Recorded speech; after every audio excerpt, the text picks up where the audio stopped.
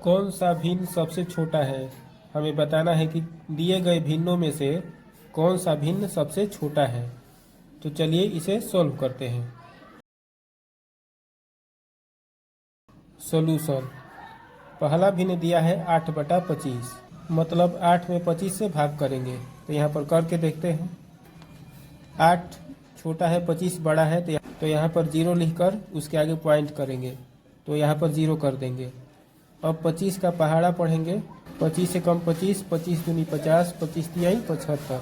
3 बार में ले जाएंगे, क्योंकि 4 बार में 100 हो जाएगा, 80 से ज़्यादा आ जाएगा, इसलिए 3 बार में ले जाएंगे। 75 लिखेंगे, घटाएंगे तो 5 आएगा, फिर एक शून्य लगा देंगे। 25 का पहाड़ा 2 बार पढ़ेंगे तो 50 आ जाएगा। शेषफल कुछ भी नहीं बचा, तो बराबर लिखेंगे 0.32। ठीक, इसी तरीक़ा से इसको सॉल्व करेंगे। 7/23, 7 में 23 से भाग करेंगे।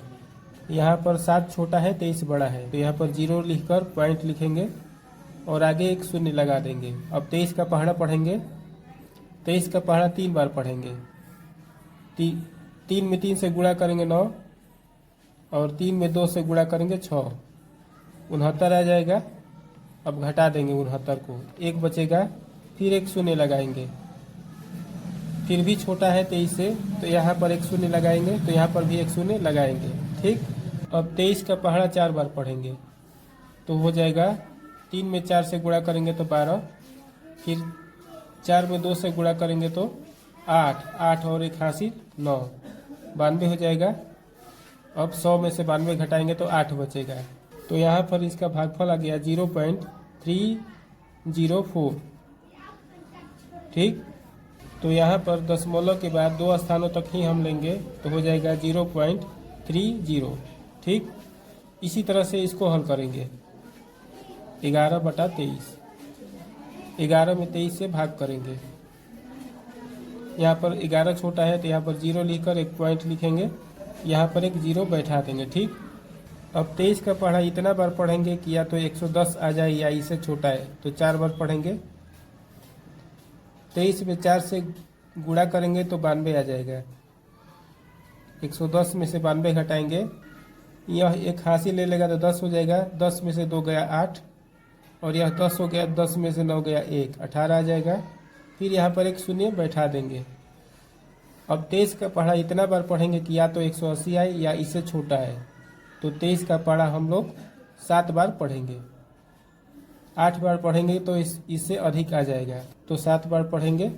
7 में 3 से गुणा करेंगे 21 हासिल 2, 7 में 2 से गुणा करेंगे 14 और 2 16।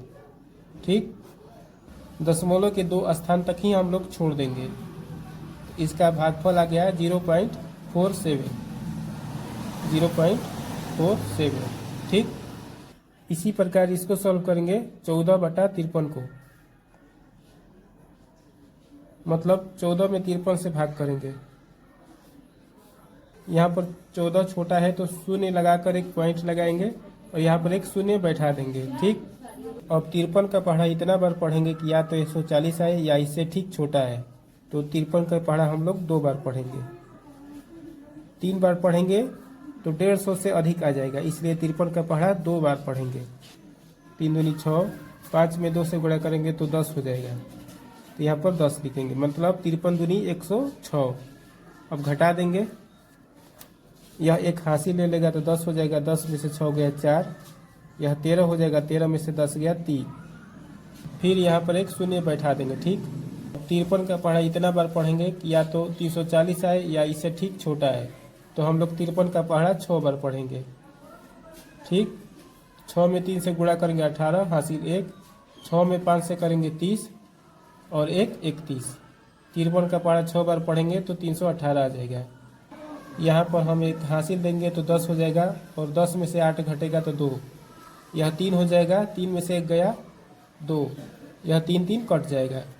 हम दशमलव के बाद 2 स्थानों तक ही छोड़ देंगे, मतलब इसका मान आ गया 0.26।